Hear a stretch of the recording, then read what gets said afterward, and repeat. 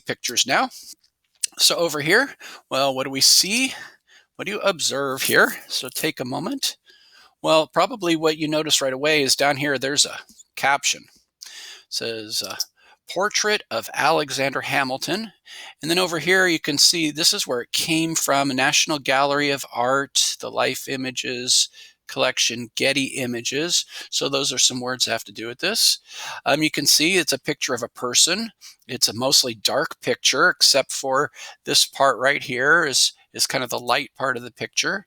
You can see this person's wearing something that's kind of gathered and tied around their neck, kind of fancy, huh? You can see this person, their hair is kind of swept back, and there may be something back here like a ribbon or something, or maybe this is the collar of their jacket. You can see that this person's looking over this direction. They're not looking at the viewer of the picture. And so it's a portrait of Alexander Hamilton. So what can we conclude? Well, it's been kind of made nice for us. It's a portrait of Alexander Hamilton, but some other things that we notice is just the style of clothing makes us think this is not, this is not a photograph. First of all, it's a picture of a portrait, a painting, and so when we look at something like this, it often leads to questions like, what's he looking at? And why isn't he smiling? Or why is he not wearing a wig? Didn't people always wear wigs back when these pictures were done? Was this painting done while he was still alive, or was it done after his death? All kinds of things. Okay, moving on to the next glossy picture. And here we have a picture of somebody who's looking right at the viewer, looking right into our eyes. And so what do you observe? Well, right at the bottom again, we have a caption. It says, portrait of James Madison, the father of the Constitution, down here at the bottom, getting blocked out by that toolbar again. And so we can look at some other things. Again, it's a very dark picture, except for the part around his face is the light part of the picture. You can see a little bit in the background here. He's wearing a nice, whatever it is around his neck, it's tied in a nice bow. His hair is kind of pulled back. If he has short hair or if it's pulled back in a ponytail, we can't quite tell. You can see the expression on this person's face, not smiling, kind of a very serious look, looking right at us. And so our conclusion, once again, is that it's kind of given to us that it's the portrait of James Madison, the father of the Constitution, is at the bottom of the page. But as you look at this, again, you might have questions like, well, who is James Madison? What does it mean to be father of the Constitution? And why is he dressed that way? And how come, again, we have a guy who's not smiling? What's up with him?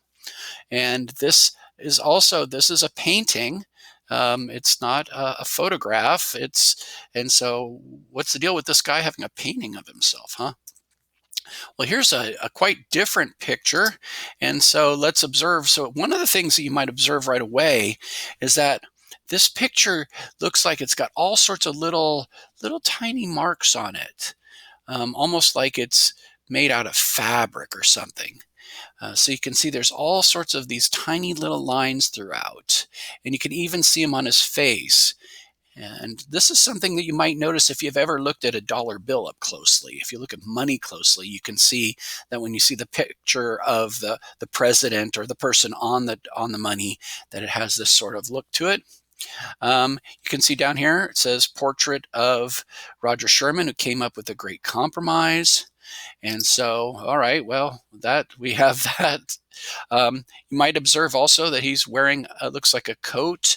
It's got these things here, maybe those are buttons or buttonholes, same sort of thing here.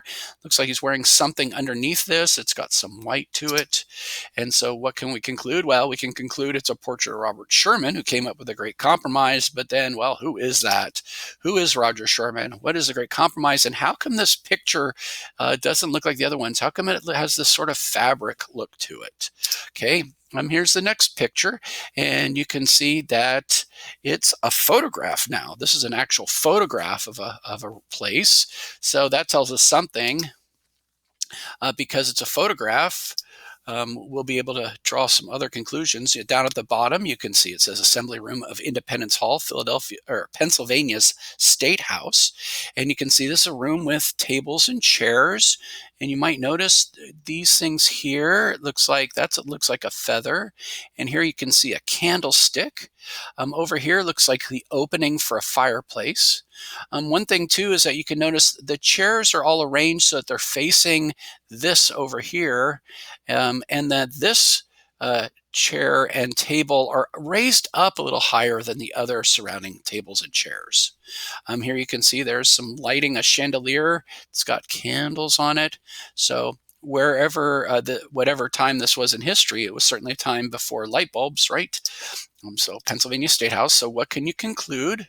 Well, again, we can conclude that this is the assembly room of Independence Hall, but we can also conclude that this was from a time when people didn't have light bulbs, that you needed candles for light, and that you wrote with a feather and things like that. And so what questions do you have? Well, so where exactly is this? It says Pennsylvania State House, but Pennsylvania is a state. There could be lots of places in Pennsylvania, right?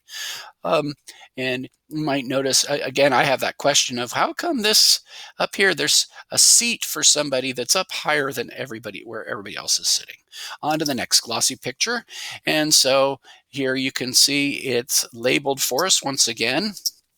It says a replica of George Washington's seat at the Grand Convention. And so when we look at the picture, though, you can see there's a chair and a desk, and then there's something that looks like it's in a box here. Here's a flag, here's another flag, and then there's something that's up here on the wall. It's kind of hard to make out. And look how fancy all of this is. This column right here, very fancy. This column right here. There's all of this fancy artwork up here. And so it's very much it looks like it's set up so that you really notice what's going on this raised area. And then over here, it looks like an opening well, there's some candles right here, but there's this opening. Looks like kind of like the mantle on a fireplace, perhaps.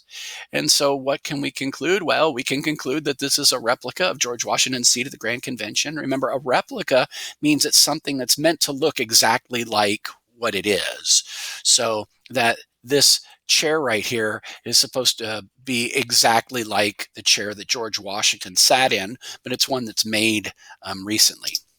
And so what questions do you have? Well, so why is that set up like that? Were these flags always here? What does this say? What is that exactly?